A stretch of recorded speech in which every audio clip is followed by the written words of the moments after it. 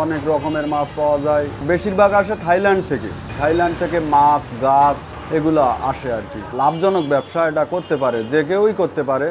শুধু যে দোকান দিতে হবে এমন না, দোকান ছাড়াও চাষ করলেও এটা অনেক লাভের ব্যবসা। দোকান দিলেও লাভ, চাষ করলেও লাভ, সব দিক দিয়ে অনেক লাভ। আমাদের এই দোকানে তো প্রতিদিন মিনিমাম 25-30 হাজার টাকা সেল হয়। অনেকগুলা প্রোডাক্ট, অনেক আইটেম।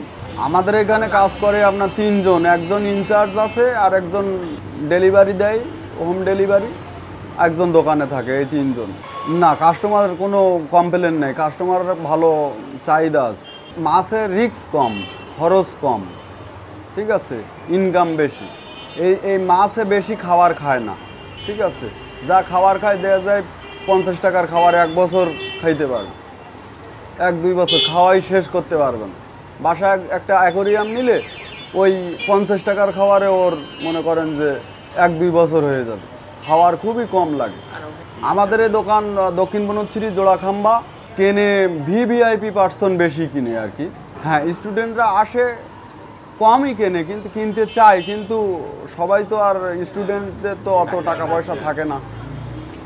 তবে দেখে, আসে, অনেক খুশি হয়, ঠিক আছে, খুশি হয়, পরবর্তীতে নেয়। আজকে দেখে গেল, 5 দিন পরে এসে নিয়ে গেল।